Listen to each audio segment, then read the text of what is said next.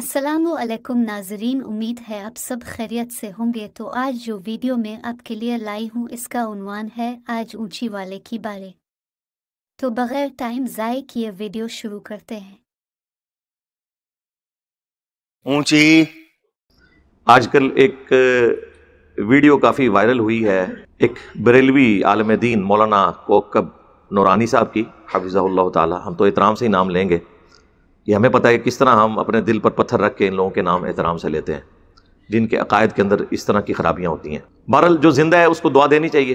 तो आजकल उन्होंने एक, चूँकि आपको पता है मुल्क के अंदर एक सियासी सूरत हाल इस तरह की गर्मा गर्मी है, उसमें उन्होंने अपनी एंट्री मारी है इस हवाले से, जिसमें उन्होंने कहा कि ये जो पाकिस्तान के हुक्मरान है ना, ये तो आते जाते रहते हैं, कभी कोई आ गया कभी कोई। असल जो पाकिस्तान के हुक्मरान हैं वो दाता साहब है। इस्लामी जमहूरिया पाकिस्तान, इस वतन में एक तो है मुल्की हुक्मरान जो बदलते रहते हैं, मगर इस मुल्क के रूहानी ताजदार असल बादशाह मेरे दाता साहब रहमतुल्लाह ताला अलैह हजरत सैयदना अली बिन उस्मान हुजवेरी अलमारूफ सैयदना दाता गंज बख्श रज़ी अल्लाह ताला। हाँ, अली बिन उस्मान हजवेरी जिनका मजार लाहौर में है। तो सर अगर कोई ये बात करे और हमारी उकाबी नजरों पे वो वीडियो आ जाए और हमारे सेंसिटिव कान ये बातें सुन लें, फिर आप समझ सकते हैं, आपकी मुस्कुराहट बता रही है कि इसके बाद इनके साथ क्या होगा। ये तो हम बाद में बोलेंगे कि बाबत शाही कोई नहीं, ये बाद में बोलेंगे। बात यह है कि ये मरे हुए लोग जो दुनिया से चले गए, जिनके मज़ारात के ऊपर दहशत गर्दों ने बम फाड़े और कम से कम 55 के करीब लोग शहीद हुए वहां पे, और वो उन बमों को नहीं पकड़ सके, जो कि कल तक 1965 की जंग में रावी के पुल पे आके कब्र से निकल के इंडिया के बम पकड़ते थे। तो इसका मतलब है वो भी स्टोरी थी, कहानी थी। हमारी 65 की जंग में दाता साहब खुद जो है वो जंग में लड़ रहे थे, खुद दाता साहब। और ये बातें जर्नल ने लिखी हैं, जो जर्नल है उस जमाने के। कोई सबज चोले आला तो सफेद दाढ़ी शरीफ वाला बाबा, उधर गोला में फड़ के मिस कर देते।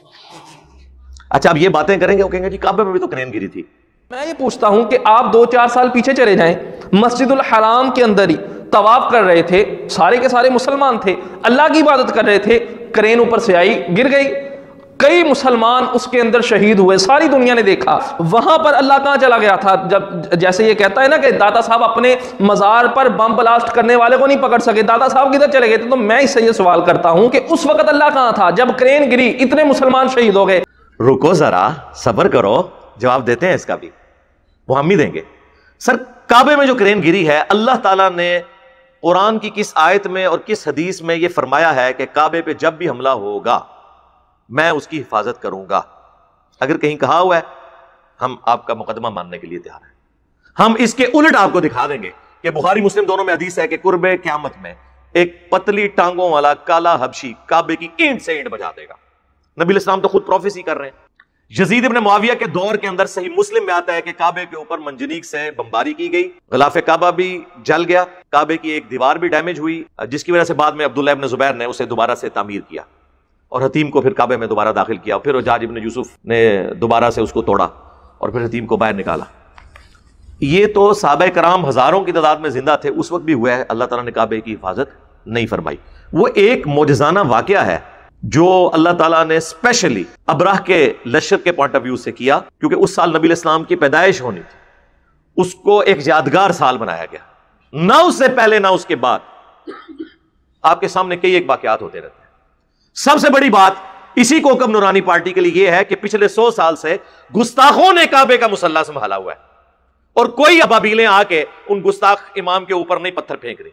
ये मैं इल्जामी जवाब के तौर पर बात कर रहा हूं, पक्की के तौर पर, एंटी वैनम के तौर पर। टाइम क़यामत तक है जवाब देना इस बात का।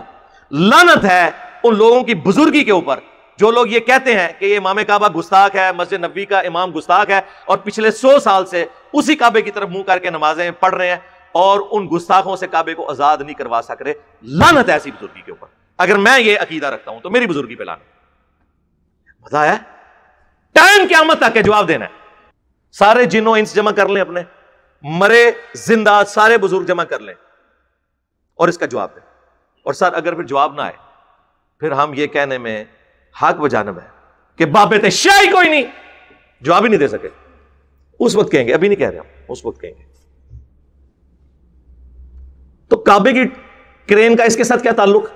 آپ کی تو ڈیوٹیاں ہیں بزرگوں کی، علاقے سنبھالے ہوئے ہیں، اور آپ خود کہہ رہے ہیں کہ وہ پاکستان کے حکمران ہیں. تو سر اگر پاکستان کے اصلی حکمران وہ ہیں تو پاکستان میں جتنے قرضے چڑھ گئے، پاکستان میں جتنے بم دھماکے ہو رہے ہیں، پاکستان میں جتنی غربت ہے، پاکستان میں جتنی بے روزگاری ہے، ان ساری چیزوں کا پھر جھگڑا ہمیں پولیٹیشنز کے ساتھ کرنے کی بجائے جا کے ہمیں پھر پلے کارڈز ان درباروں کے باہر کھڑے ہو کے اٹھانے چاہیے کہ حضرت کدھر ہیں آپ، حکمرانی کریں نا. ساری چرچ، ساری منشیات درباروں پہ بک رہی ہیں، پھر سارا پروٹیسٹ تو ادھر ہونا چاہیے. چندہ تو ہم امریکہ سے لے رہے ہیں منشیات کو ختم کرنے کا، اور ان کو چندہ دے رہے ہیں اور منشیات بھی وہاں پہ بک رہی ہے. ظاہر ہے وہیں پہ سارے چندے پھینکتے ہیں نا. آپ ذرا داتا دربار کا بھی جائیں، درجنوں لوگ صرف نوٹ گننے کے لیے بیٹھے ہوتے ہیں، اتنے نوٹ ہوتے ہیں. اور یہ نہ سمجھیے گا کوئی 10-10 روپے کے نوٹ ہیں، 5-5 ہزار روپے کے بھی سینکڑوں نوٹ ہوتے ہیں، اور ہزاروں کے تو ہزاروں نوٹ. اور یہ میں آپ کو بات بہت پرانی کر رہا ہوں، جب ہم بھی کبھی جایا کرتے تھے. اب تو پتہ نہیں کیا صورتحال ہوگی. تو پھر تو ان سے پوچھنا چاہیے کہ جناب آپ کیا ڈیوٹیاں نبھا رہے ہیں. اچھا، وہ کوکم نورانی صاحب نے اس ویڈیو میں کہا کہ اصل حکمران یہ ہیں. وہ حکمرانی تو میں نے آپ کو بتا دی کہ کیا حکمرانی ہے. دوسرا، انہوں نے اس ویڈیو میں کہا کہ یہ 465 ہجری میں فوت ہوئے اور شیخ عبد القادر جیلانی جو ہیں وہ 571 ہجری میں فوت ہوئے، 561 ہجری میں، اور 471 میں پیدا ہوئے. یعنی علی بن عثمان حجویری کی وفات کے 5 سال کے بعد شیخ عبد القادر جیلانی پیدا ہوئے ہیں. اور وہ یہ تمنا کرتے تھے کہ کاش میں ان کا زمانہ پاتا تو میں ان کا مرید ہوتا. یہ وہ ان کے فضائل اور برکات بتاتے ہوئے یہ کہہ رہے تھے.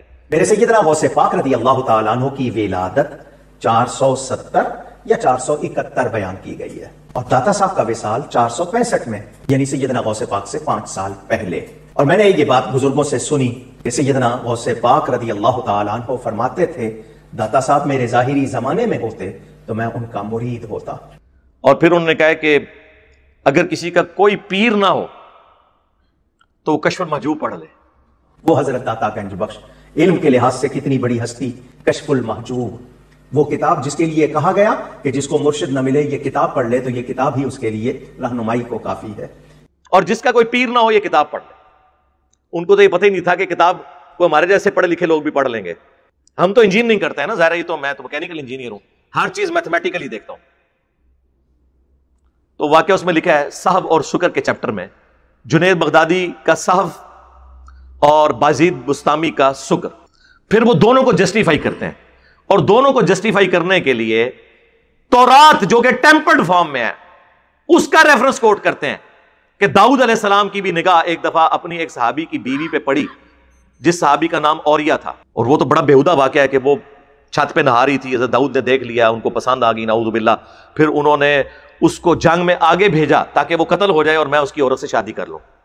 یہ پورا واقعہ انہوں نے کوٹ کیا اور کہا اسی وجہ سے تو حضرت داؤد معافیاں مانگتے تھے، قرآن میں آیا اس واقعے کی وجہ سے. اپنا بابا جنید بغدادی بچانے کی خاطر حضرت داؤد علیہ السلام کو تختہ مشق بنا دیا، ایک جعلی واقعہ. اور اس سے رزلٹ نکالا، صرف کوٹ نہیں کیا، کوٹ تو تفسیر تبری میں بھی ہوا ہے، لیکن یہ انہوں نے اس سے رزلٹ نکالا، نعوذ باللہ من ذالک. اور کہا کہ ان پہ گرفت اس لیے ہوئی تھی، جنید بغدادی کا وہاں سے صاف ثابت ہوتا ہے. شکر کے لیے انہوں نے کہا کہ ہمارے نبی کی نظر بھی تو ایک دفعہ پڑ گئی تھی، نعوذ باللہ، اپنے صحابی زید ابن حارثہ کی بیوی پہ، اور وہ انہیں پسند آئی اور زید کے دل میں اللہ نے نفرت ڈال دی. اس سے انہوں نے کہا کہ نبی علیہ السلام پہ گرفت اس لیے نہیں کہ وہ حالت شکر میں تھے، اور بازید بستامی جو ہیں وہ شکر کے اسکول آف تھاٹ کو فالو کرتے ہیں. یعنی بابا بازید کو بچانے کے لیے انہوں نے اس شخص کو تختہ مشق بنایا جس کی قبر مدینے میں صلی اللہ علیہ وآلہ وسلم. یہ ہے جناب کشف المحجوب شریف، آپ کے جو اصل حکمران ہیں ان کی لکھی ہوئی اصلی کتاب بقول ان کے، اور ان کے سارے اصلی بزرگ پچھلے 1000 سال سے اس کتاب کی یہ چیزیں ہائی لائٹ نہیں کر سکے. ان کا سارا کشف علم غیب بھی فارغ، اور پرنٹ کرتے رہے. یعنی وہ اعلیٰ حضرت والی بات کہ اس کتاب کو پڑھنے والے کافر، پڑھانے والے کافر، ترجمہ کرنے والے کافر، اس کا درس دینے والے کافر، اس کی ترغیب دلانے والے کافر، اور ان کے کفر میں شک کرنے والے بھی کافر. یہ آخری جملہ ہوتا ہے، یہ جناب اس کے اندر لکھا ہوا اس شخص کے بارے میں جس کے بارے میں قرآن میں ہے ما ضل صاحبکم وما غوا، تمہارے نبی نہ کبھی بہکے ہیں نہ کبھی بے راہ چلے ہیں. اور بخاری اور مسلم دونوں میں حدیث ہے کہ نبی علیہ السلام میں کنواری لڑکیوں سے زیادہ شرم و حیا تھی. آپ علیہ السلام کو جب کوئی چیز ناگوار گزرتی تو آپ کے چہرے مبارک پہ اس کے آثار آ جاتے تھے. اتنی شرم و حیا تھی کہ آپ کے چہرے سے صحابہ اندازہ لگا لیتے تھے آپ کو یہ بات بری لگی ہے. اپنے ایکسپریشنز کو بھی حضور کنٹرول نہیں کر سکتے تھے، اتنے اور یہ جو بالکل سادہ لو انسان ہوتا ہے نا، صاف ستھرا، اس کی نشانی ہوتی ہے۔ کشف المحجوب میں یہ بکواسیات لکھی ہوئی ہیں زید ابن حارثہ کی بیوی کے بارے میں۔ ٹائم قیامت تک جواب دینا جائے، شڑول نہیں مار دیں، علمی جواب دینا۔ تو ہمیں تو موقع ملا، اس ساری محفل کا ثواب ہم اصالہ ثواب کرتے ہیں جناب اعلیٰ حضرت کوکب نورانی صاحب کو کہ انہوں نے ہمیں موقع دیا کہ ہم دوبارہ سے وہ زخم چھیلیں ایسے کر کے۔ یہ میرا گولڈن کوڈ یاد رکھنا ہے، یہ میں فخر کے طور پہ نہیں کہہ رہا، اس کا لطف لینے کے لیے کہہ رہا ہوں کہ لوگ قرآن بخاری مسلم سے متاثر ہو کر بزرگوں سے الگ نہیں ہوئے، بلکہ ہم نے لوگوں کو بزرگوں سے متنفر کر کے ان کی تطہیر کی ہے، تو وہ بخاری مسلم اور قرآن سے جڑے ہیں، ورنہ تو یہ پہلے سے کتابیں موجود تھیں، اثر تو کوئی نہیں ہو رہا تھا۔